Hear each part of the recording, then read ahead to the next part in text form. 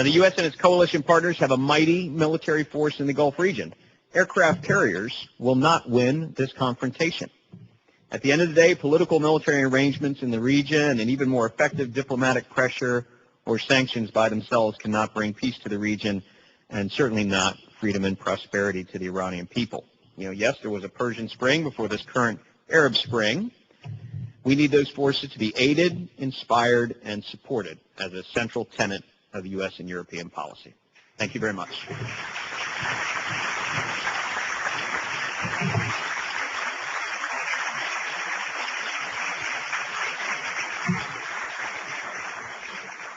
I'm Raymond Cantor.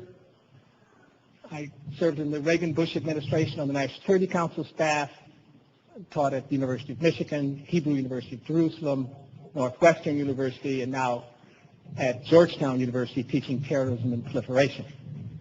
And I follow with great interest the idea of a new Middle Eastern initiative and the policy on Iran.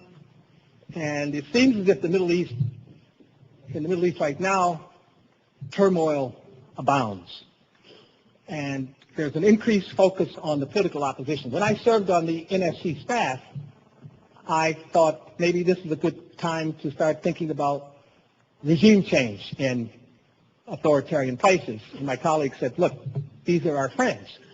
And I said, but they won't last long. Well, one of the countries I focused on at the time was Libya, and Gaddafi lasted for quite some time. But he will not last much longer. Henry Kissinger once said to me that if you get into a debate, only tell about that debate if you won the debate. Well, I've been on MSNBC and CNN and a couple of other channels with Nancy Soderberg, and she won all the debates, I'm very displeased to say. Nancy Soderberg has probably won every debate she has held, including when she was on the John Daly Show.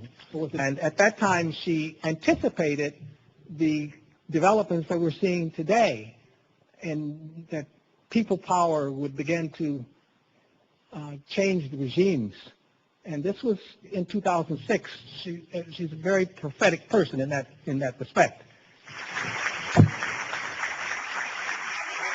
And in the last few minutes here we have together, I would like to close with some remarks.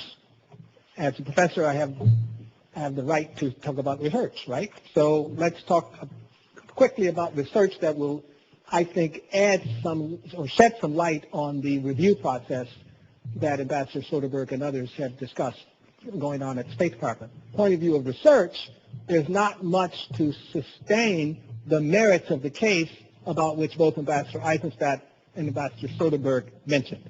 That's one of the implications of being on the Foreign Terrorist Organizations list, is that it criminalizes contact with with individuals who are members of a designated organization. And UNAMI oversight, monitoring activity can go forth. And that's why it's very important to keep a residual American force and as well keep UNAMI invested as a stakeholder in monitoring the human rights of the people of Ashraf. Mr. Crowley said that now is the time to make some changes, and I would say this reminds me of what Rabbi Hillel said, if not now, when, if not us, who, now is the time.